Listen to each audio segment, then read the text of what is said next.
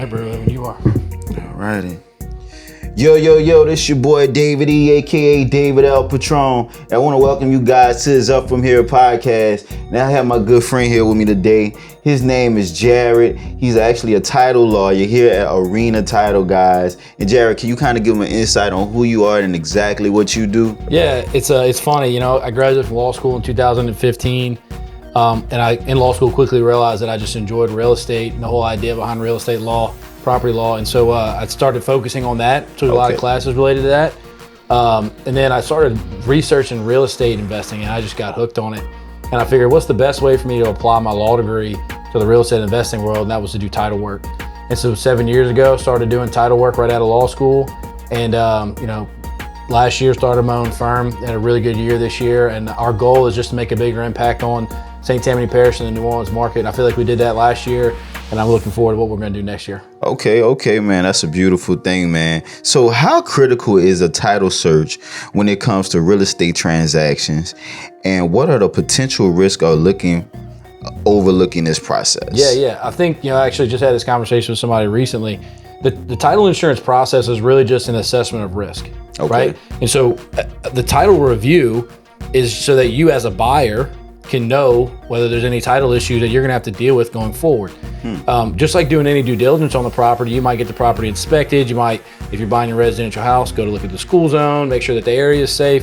All those things are important, but similarly, you gotta make sure that the title's clear. Because if you buy a property that has title issues, then you're gonna have people who may come and try to claim ownership, or they may try to walk across your property and access another piece of property because they have some right to access. So it's important to know during due diligence, the point is to make sure that you're getting clear title. Right. But again, it's assessment of risk. And so there's a title insurance underwriter that will insure the title to the property, right? That's a title insurance policy. People ask a lot, what does title insurance do? It is protecting your ownership in the property. So they'll insure the fact that you own this property 100% and that nobody else has any rights related to it. And so again, we're just a risk assessment group, just like you are, right? A real estate investor, you're assessing the numbers, make sure that everything works out, and you're assessing the risk based on the interest rate and all the different things like the market conditions.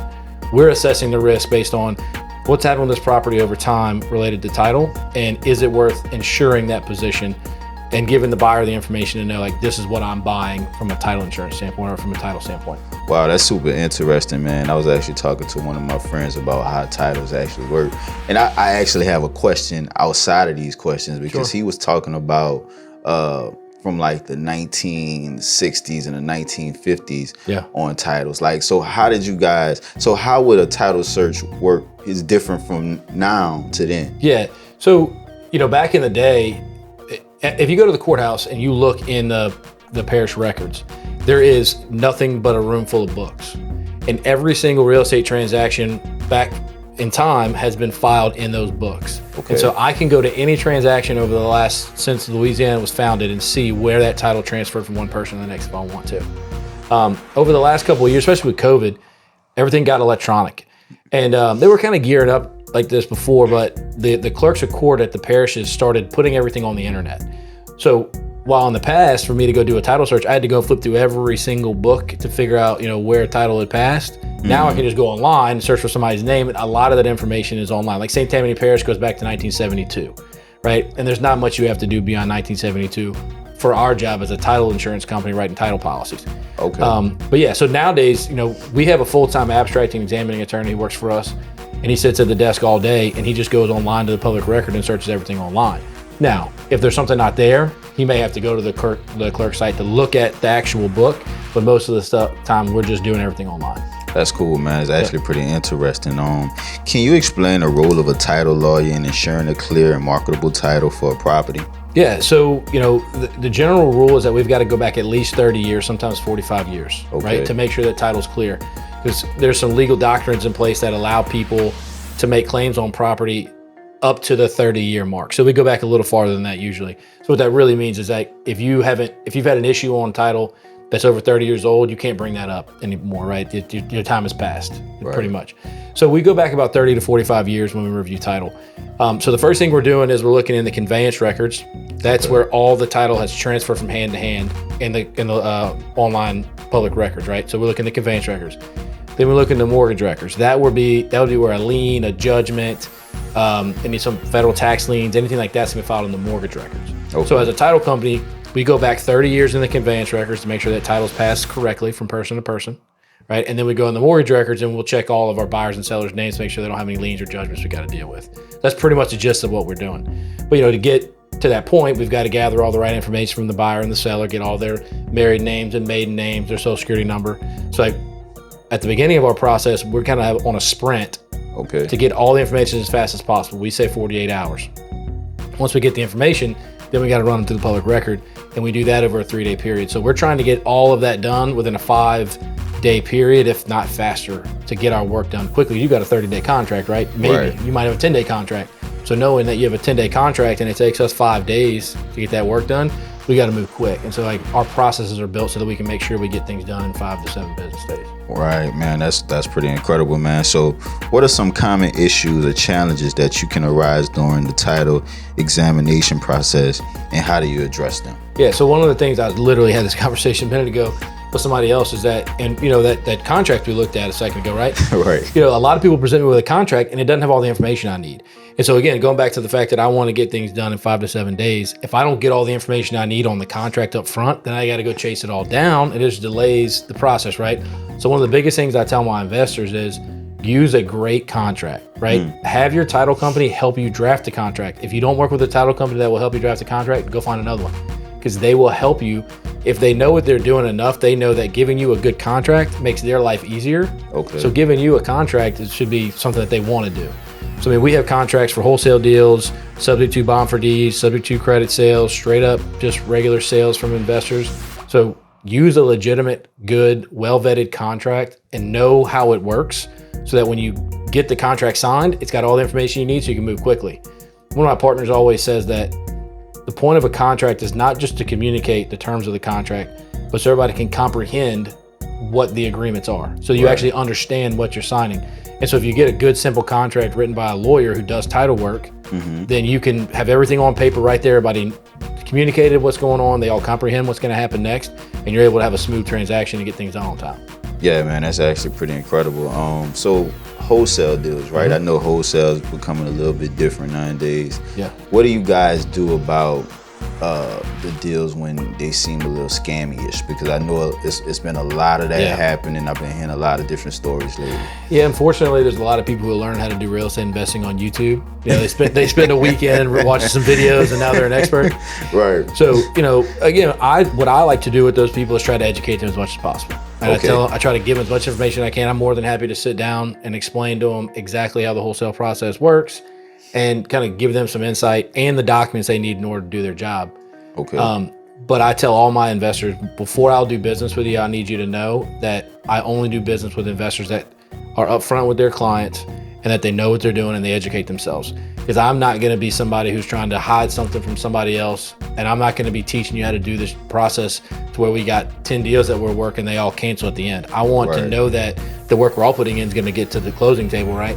And so the biggest thing for me is just working with wholesalers who know what they're doing, that want to learn, that are willing to use my contracts. And the most important thing is being upfront with the buyers or with the sellers. Exactly. My thing is that too, because I always tell people that's trying to get into the wholesale market, I'll be like, man, listen, tell them the truth, man. 100%. Don't confuse the client. Don't tell them you're buying their property. I mean, you can't really afford their property from the beginning. Don't tell them you got a whole bunch of cash and you sending them a whole bunch of pre-approval letters, making it look like you have the cash. I mean, tell the people the truth, So we teach all of our clients, whether they're a business client or a real estate client, is to know your values. And one of our values that we hold to the top is integrity, right? And so have integrity when you do business. And if you don't have integrity, I don't want to do business with you. And I totally agree with you. Right. When you walk into a situation with a seller that's in distress, if they need to make, let's say, $100,000 on the sale of their house, tell them that they're going to give them their $100,000. $100,000 on the dot, that's what you're going to walk away with. But I'm a wholesaler. I'm going to go make money too, right? I'm going to do some work. I'm going to sell this property. We'll get it done in 2 weeks. You'll get your cash. You'll be in a better situation than you are now, but I'm going to make money as well. And I have a friend, Courtney Fricky, you might know who she is. Yeah, she's a real estate investor and she's phenomenal, dude. And she'll tell people that my job is to get this house sold for you so that you can get out of the situation, but I'm going to make money on this too. And she'll tell everybody that. And if they're not comfortable with it, then she walks away, because it's not worth her reputation and the time and stress and effort she's got to put into being deceptive. And her business is blown up. And And so I really respect somebody like you that says, I'm going to do this on the up and up, and I'm going to make this a business with integrity, and I'm going to do this the right way. Yeah, man, exactly. I mean, I'm more than sure we all have ran into difficult situations, because I definitely had where I tried to do a wholesale deal and the client just didn't understand what wholesale was, and I had to walk away from it because when it was time to close, they got confused. And I mean, the worst thing you want is somebody confused and telling people bad things about you. Yeah, for sure. Because look, man, Google reviews are a real thing, right? I mean, if you have a legitimate business, you're on Google and you start doing things under the table or do shady stuff, people are gonna talk about it. But you know, I'll say this too. You know, with all that being said, we do structure our business in a way that helps wholesalers do their job, right? So like on an assignment deal, we'll do blind HUDs, because while the seller may know that they're going to get the money y'all agree to, they don't need to know all the money, the actual wholesale fee that you make. Exactly. Right? They know they're walking into a closing. You're not the buyer. You've assigned it to somebody, and there's another buyer at the table, but they don't need to know how much money you got paid to sell that contract, right? All that kind of stuff can be, I'm okay with that. I think that is a way of doing that, a good way of doing business. But as long as that person knows from the jump that you're going to be going and selling this property to somebody else with this contract. Because sometimes that does create issues. And I have run into that issue too. That somebody was like, oh, you about to make this off of this deal? No, I'm going to back out the deal. And I'm like, well, it's a sign. Well, you also got cost in it. You got all your time and energy and effort. This person was in a situation because they probably got themselves there. You're helping them get out of that situation. And again, you're not doing this for free. You're trying to make money too. So building yourself a wholesale business that makes sense is good, but do it in a way that communicates and isn't deceptive. I think that's important. So doing those blind HUDs and pass-through funding on double closes, all that stuff's good, and there's place for that. But as long as you communicate on the front end, you can be a good wholesaler. You can make a lot of money doing it. I just think they get the perception of saying, well, the wholesaler is making too much money. But it's never too much money, right? No. And that's just how it is, man. So how can a title lawyer assist clients in understanding and mitigating the potential risks associated with a property title, especially in a complex real estate transaction? Yeah. I think, and again, we were talking about this earlier, that we're just assessing risk, right? And so when we find a title issue that's going to cause a problem, we try to just communicate that up front with people and let them know, like, this is the ins and outs, this is the risk you're going to be buying. Are you willing to purchase the property? Because there can be a title issue and you still buy the property and get a title insurance policy. The only thing is that issue that we found is not going to be insured. Okay. So like, just say that, I buy this piece of property and the neighbor has their shed encroaching on my house, on my land. That's technically a title issue, right? There's an encroachment that somebody has and the property is on yours. So if you're a buyer and the back piece on a 20-acre piece of property has a 10 by 10 shed on it and it's encroaching from the neighbor's property, you may say, I'm not worried about that 10 by 10 shed on the very back of my property. So I'm okay with buying this property subject to that title issue. And I want to get a title insurance policy that covers everything else.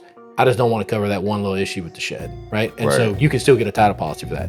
Or let's just say that, you're buying an investment property and the person who owns it died 25 years ago and they took out a mortgage 27 years ago. But that mortgage company never foreclosed on them. It's just out there, and in 3 or 4 years, that mortgage is going to be able to be canceled and prescribed and not have any effect. You as the buyer may say, it's been 27 years. The person clearly is not coming to foreclose on this dead person. Right. So I'm willing to buy this property subject to that mortgage, knowing it's there and knowing that there's a very small chance that that's gonna be an issue going forward. And so we'll tell our clients, like, this is the issue, this is the chances that they're gonna come and make a claim, and you got to decide whether you're willing to buy that property with that mortgage on title. So I keep hearing you say subject to, which is interesting because I got a lot of friends that's been talking about subject to deals lately. Yeah. So do you know exactly how a subject to deal is set up? Yeah, that could be a long conversation. So we do probably 3 or 4 subject to deals a week. Okay. We're doing a bunch of subject to deals. And a lot of real estate agents and a lot of real estate investors don't fully understand how they work.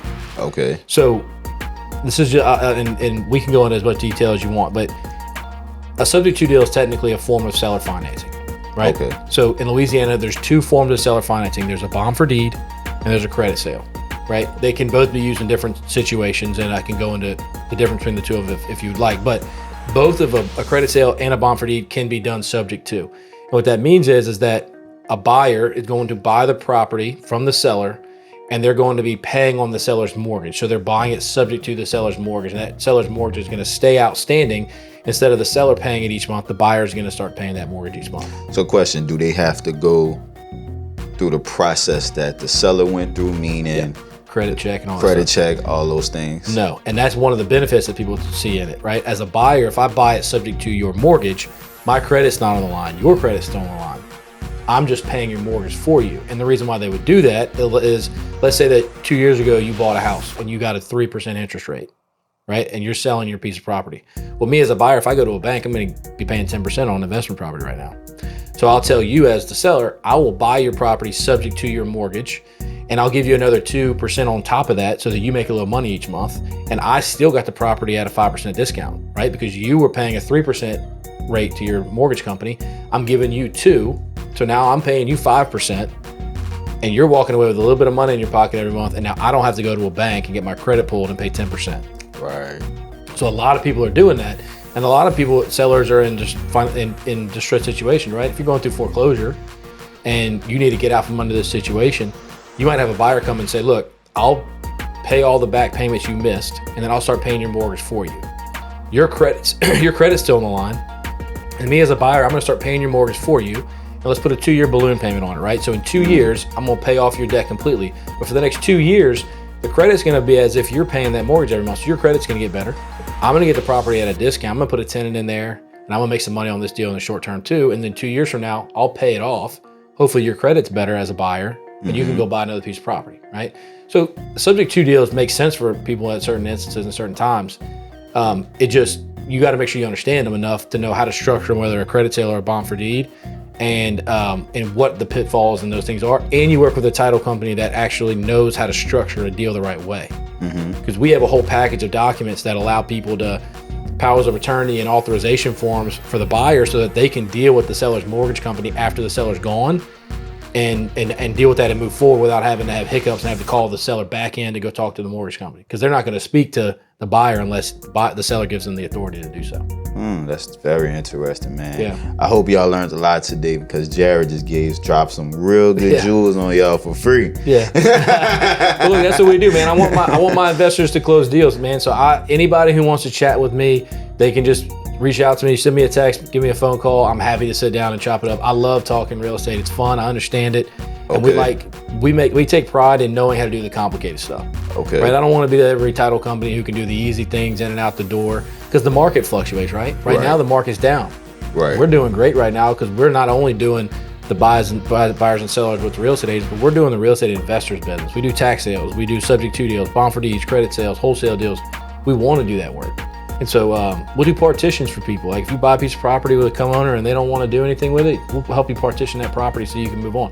Anything that has to do with real estate, we want to do. Okay. And so anybody who wants to chat about that, I'm happy to. So how do they contact you, Jared? Yeah, so Arena Collective has an Instagram and Facebook page. We post all the time, a lot of informational videos, a lot of things that we're doing in the community. So it's at Arena Collective for Facebook and Instagram. My personal TikTok account is at Jared Miguez. Okay. And then my cell phone number is 318-542-1001. Okay. Sounds good, man. So y'all make sure y'all get at Jared, man. He like I said, he just hit y'all with some good news, some good stuff, subject tools. Just the man to go to. Best title lawyer in the St. Tammany area. Thanks, bro. You know. Yeah, thanks, bro. But y'all know what it is, man. It's me, your boy David L. Patron. And I'd like to thank everybody for tuning in. Peace. Thank you, bro. Yeah, man.